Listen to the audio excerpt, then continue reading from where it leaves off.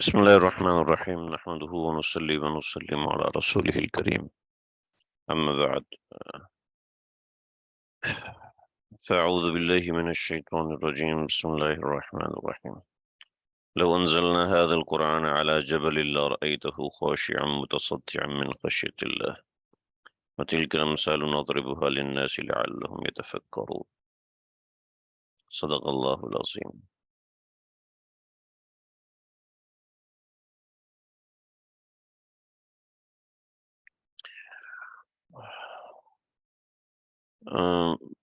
ماشاء اللہ اللہ تعالیٰ آپ حضرات کو اور آپ کے جو معلم ہیں ان سب کو جزائے عظیم عطا فرمائے.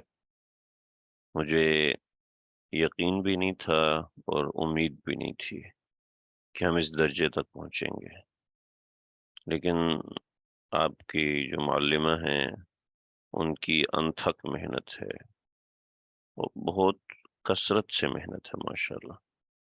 اور میں کیا بتاؤں کہ کتنی خوشی ہو رہی ہے مجھے آج یہ بات کرتے ہوئے کہ اللہ تعالیٰ نے آپ حضرات کو اس ایک پلیٹ فارم پہ جمع کیا ہے سورہ بقرہ کو یاد کرنے کے لیے. یہ صرف سورہ بقرہ نہیں ہے بلکہ سمجھ لیں قرآن کا سب سے بڑا حصہ ہے. سورہ بقرہ یاد کرنا قرآن مجید کو حفظ کرنے کا ایک بہت بڑا درجہ ہے. پہلے سورہ سجدہ ہے، سورہ یاسین، سورہ رحمان، سورہ تبارک الذی، اما پارا، اس طریقے سے آپ حضرات نے یاد کیا ہے. اور ابھی جو سورہ بقرہ پہ آپ لوگ جمع ہوئے ہیں، یہ معمولی بات نہیں ہے، یہ معمولی بات نہیں ہے. اللہ کا شکر ادا کریں کہ اللہ تعالیٰ نے آپ لوگوں کو اس کی توفیق عطا فرمائی ہے اور اللہ تعالیٰ نے فہم عطا فرمائی ہے. حافظ و قرآن کے بہت سے فضائل ہیں، میں ان سب فضائل کی طرف نہیں جاؤں گا کیونکہ میرے پاس نمبر ایک تو اتنا وقت نہیں ہے، مجھے بھی نکلنا ہے مسجد کے لیے. دوسرا آپ حضرات کے سبق کے لیے میں زیادہ مخل نہیں بننا چاہتا. سورہ بقرہ کی فضیلت آپ کو معلمہ نے کل یہ حدیث بھی سنائی تھی. اس کا اصل مقصد جو ہمارا اس کو شروع کرنے کا تھا وہ یہ تھا کہ ہمارے مصلے ویران ہو چکے ہیں، ہماری مسجدیں ویران ہو چکی ہیں. پہلے مسجدوں کے اندر جا بجا نمازی ہوتے تھے، لمبی لمبی نمازیں پڑھا کرتے تھے اور مسجدیں آباد رہا کرتی تھیں. آج کل مولوی صاحب بین ناتینہ قل هو اللہ کا ٹھیکہ اٹھا کے آئے ہوتے ہیں، والعصر اور انا اعطینا پڑھ کے جان چھڑاتے ہیں کہ چلو جی بس ہو گئی. نہ معلوم ہوتا ہے طوال مفصل کیا ہے، نہ پتہ ہوتا ہے قصار مفصل کیا ہے، نہ پتہ ہوتا ہے اوساط مفصل کیا ہے. قصار مفصل، اوساط مفصل اور طوال مفصل کہتے ہیں. طوال مفصل کہتے ہیں 40 سے زیادہ آیات پڑھنے کو کہتے ہیں طوال مفصل. میں ایک دوسری سلائیڈ لوں گا اس میں تاکہ آپ حضرات کو بعد میں سمجھا سکوں، تھوڑا سا لکھ کے سمجھانے کی ضرورت ہے کہ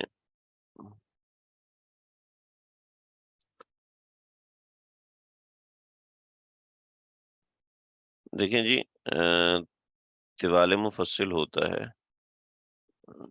ایک رکعت میں 30 سے 40 آیات پڑھنا، ٹھیک، یہ طوال مفصل ہوتا ہے. ٹھیک ہے، اصل تو سورہ حجرات سے لے کر سورہ مطففین تک جاتا ہے. یہ اسی کے آگے پیچھے جاتا ہے، یہ ہوتا ہے طوال مفصل. ٹھیک ہے جی. پھر اوساط مفصل ہوتا ہے 20 سے 30 آیات، 20 سے 30 آیات. ٹھیک ہے. اور قصار مفصل ہوتا ہے، قصار مفصل ہوتا ہے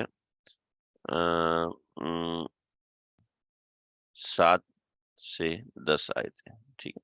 والعادیات ضبحا فالمغیرات قدحا، بلکہ 3 سے 10 آیات. ٹھیک ہے.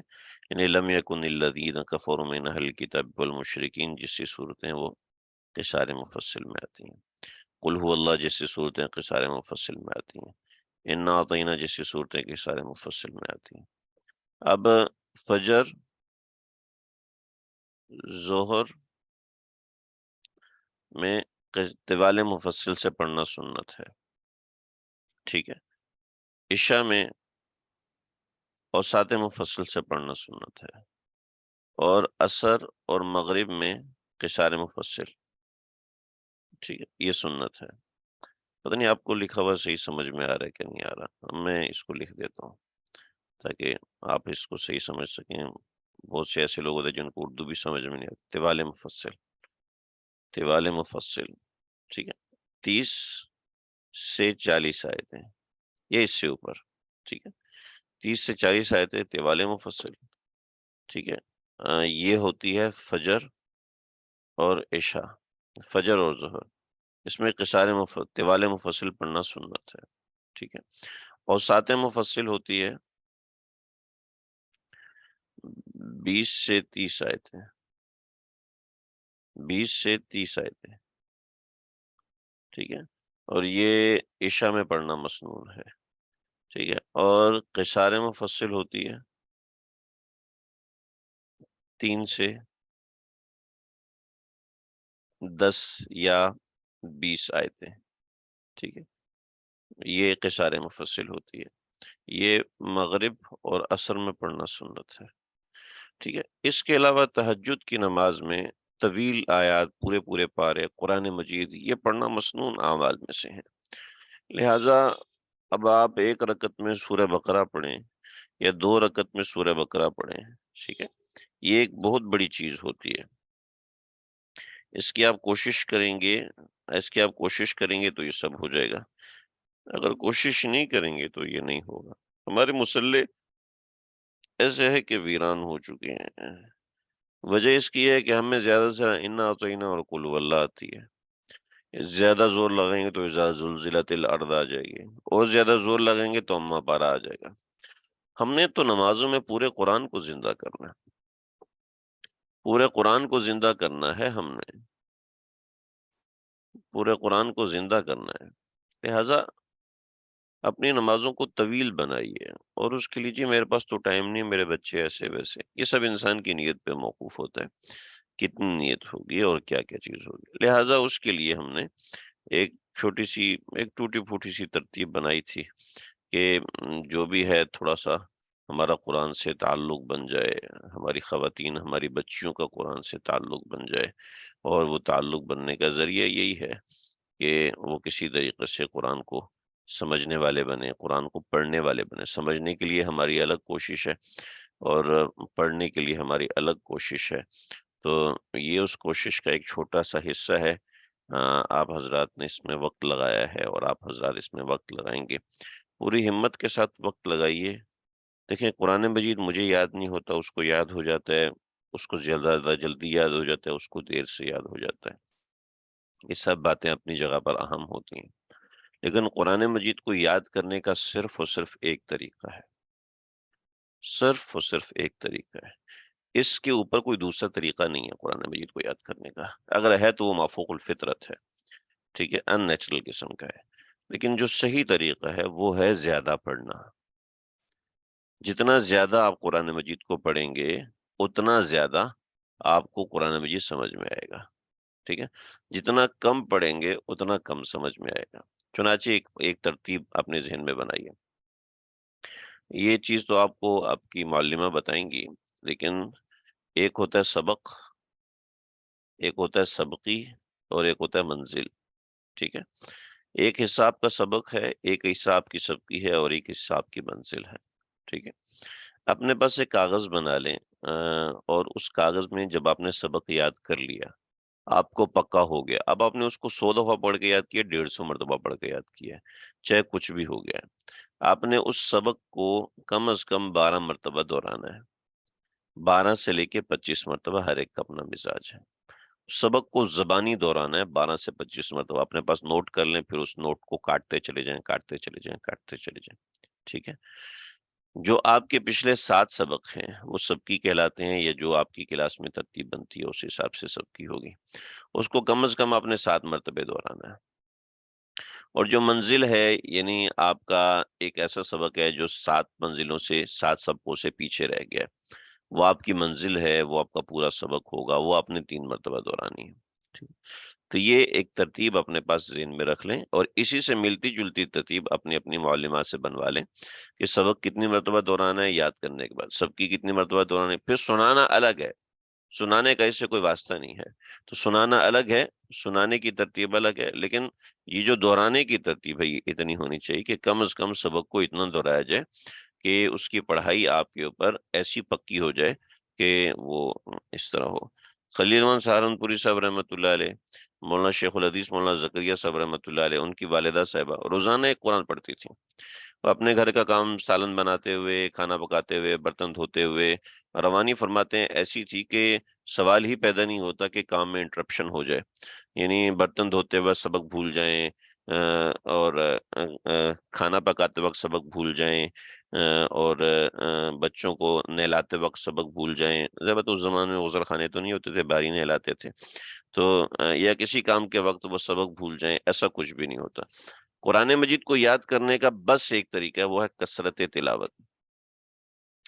جتنی تلاوت کثرت سے ہوگی اتنا قرآن مجید یاد رہے گا۔ ہمارے بزرگ فرماتے ہیں کہ ایک بچہ تھا، اس کو قرآن مجید یاد نہیں ہوتا تھا، اس نے پہلے مدرسہ چھوڑا، ٹھیک ہے، دوسرے مدرسے میں داخل ہو گیا، دوسرا مدرسہ چھوڑا، تیسرے مدرسے میں داخل ہو گیا، پھر اس کے والد صاحب نے اس کو سبق لے کے یاد کرانا شروع کر دیا۔